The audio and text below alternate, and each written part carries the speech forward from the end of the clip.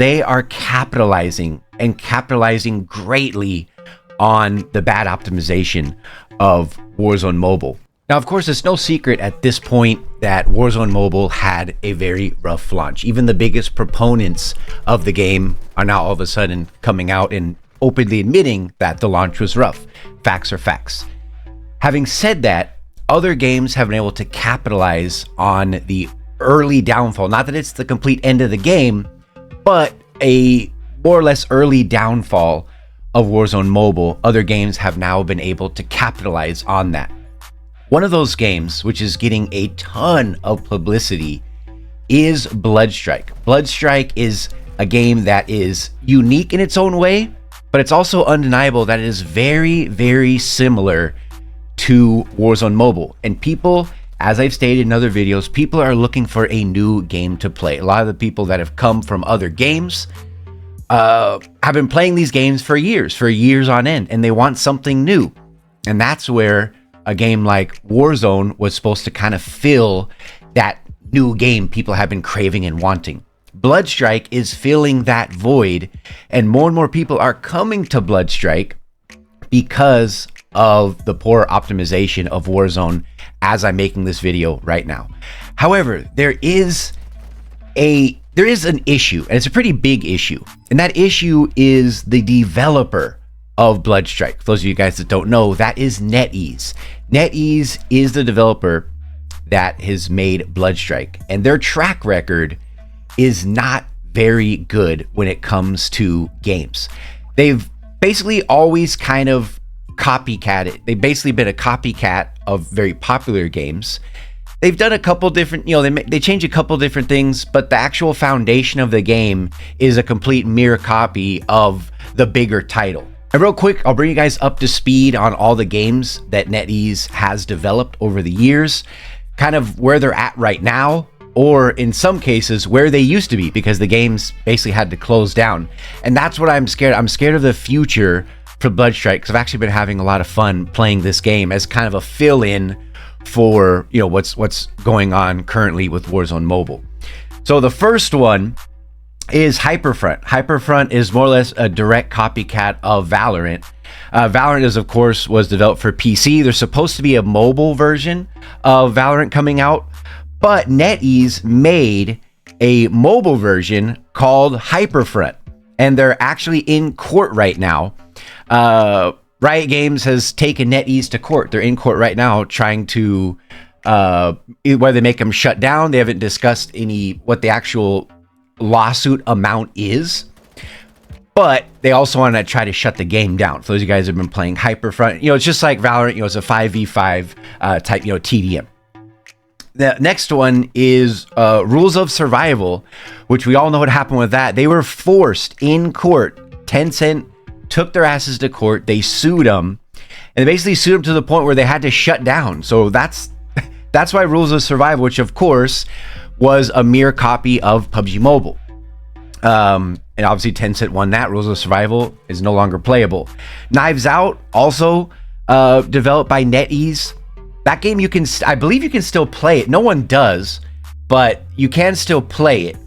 But again, PUBG Mobile runs on every device. I mean, it's kind of hard to have a copycat and then be like worse of the original when there's no real big problems with the original. So Knives Out just never really was never really big. The next one is Fortcraft, which was developed by NetEase, and that later turned into Creative Destruction. And that, of course, in case you didn't know, that was a direct copy of Fortnite. Fortnite Mobile is a whole other issue, but they closed Creative Destruction because of low player count.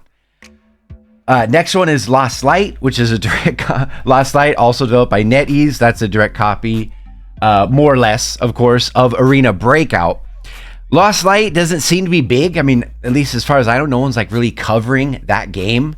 Plus, yet again, Arena Breakout is running well on pretty much every single device. I mean, it has great graphics. There doesn't seem to be a lot of developmental issues with Arena Breakout.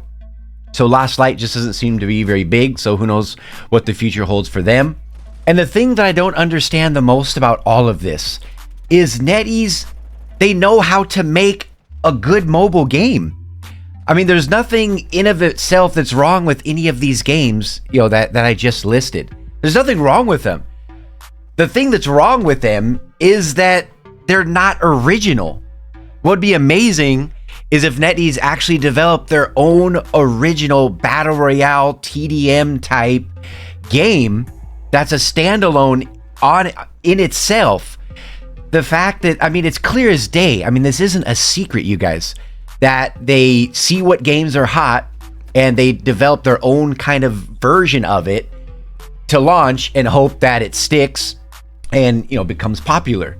But NetEase, just make your own original game.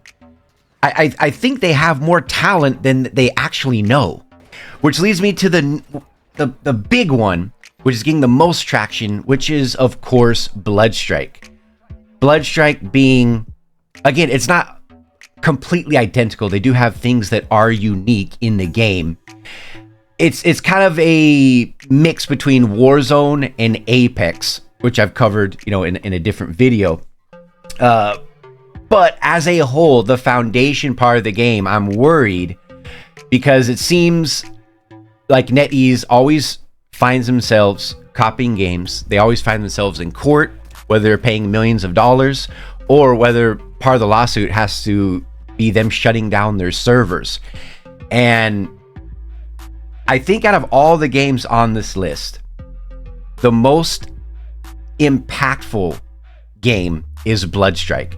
And the only reason why that is because of the botched launch and the poor optimization of Warzone. If Warzone came out of the gate hot and it was fully optimized, playable on the majority of mobile devices, Android and iOS, I don't think many people would really be talking about Bloodstrike because Activision is, of course, the bigger developer. They have the name, the brand recognition, and why would someone play Bloodstrike when they can just play, you know, like the real thing? The difference is NetEase finds themselves in a very, very unique position because they are capitalizing greatly on the bad optimization of Warzone Mobile. The thing that we don't know is you have Tencent taking NetEase to court. You have Riot Games taking NetEase to court. What will Activision do? If the game, what I think will happen is if the game becomes optimized and playable on all devices, I think Activision will basically do what they need to do, which is, of course, take NetEase to court yet again. They'll find themselves back in court and they'll try to shut down the game.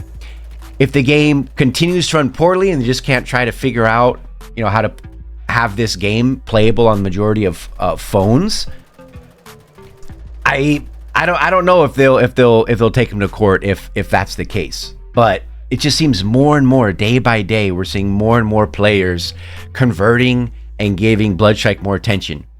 Because like I said in the beginning of the video, this game is fully optimized. Bloodstrike is fully optimized. It's ready to go. It runs very smooth. Every game I've played, I've yet to run into a single bug. It's pretty remarkable what they've been able to do and still have great quality graphics. Just their last update, they enhanced the graphic filtering. I mean, the game, it looks great. I just worry about their track record. So, are you guys playing Bloodstrike? Are you guys still playing Warzone Mobile? Where are you guys sitting at? What do you guys think? What is your verdict? If Warzone becomes optimized, will you continue to play Bloodstrike? I'd love to hear all your guys' comments, questions, and concerns down in the comment section.